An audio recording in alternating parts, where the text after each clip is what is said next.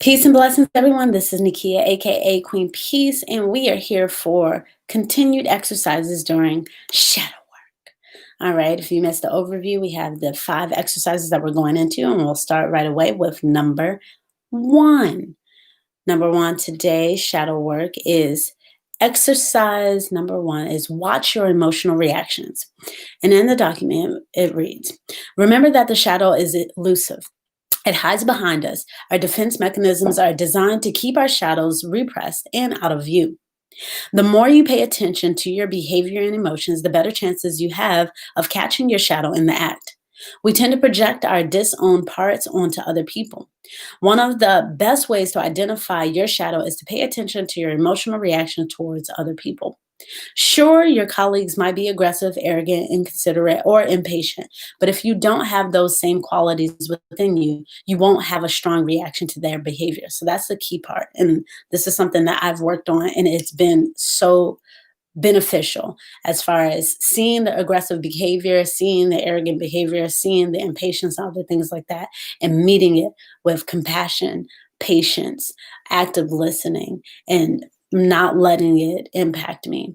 Sometimes new situations arise, and that is a point to continue to exercise and continue to do this work. But it definitely does work. So, seeing that and taking a note of it. Remember the last video about having a journal so you can capture that. That way you can learn from that will be very helpful. I highly recommend it. It also says if you're paying close attention, you can train yourself to notice your shadow when you witness strong negative emotional responses to others. As Jung is often quoted saying, everything that irritates us about others can lead us to an understanding of ourselves. Is very true. So the more you interact with others, the more you learn about what it is that they do and the challenges they have and why it irritates you. That's something I ask myself often. Why is it irritating? Why do you feel that way? And then start to assess and go through that process. And then ask the question, for me, I ask, do you still want to feel this way? Or do you want to feel a different way? If so, then respond differently. And that's how I kind of that's how I keep myself in check, because if somebody else doesn't, this is what I do internally to go through that work.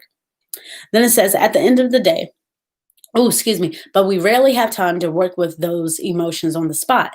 At the end of the day, it is helpful to take 5 or 10 minutes to reflect on your interactions with others and your related reactions.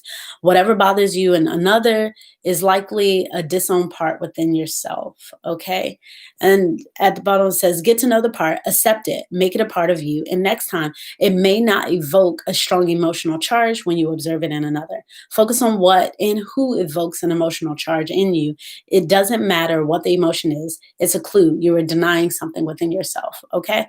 And so, right there, do the work, do the exercises so you can continue to get better. Know that all of this self work, all of this self mastery is so that you can be the best that you possibly can.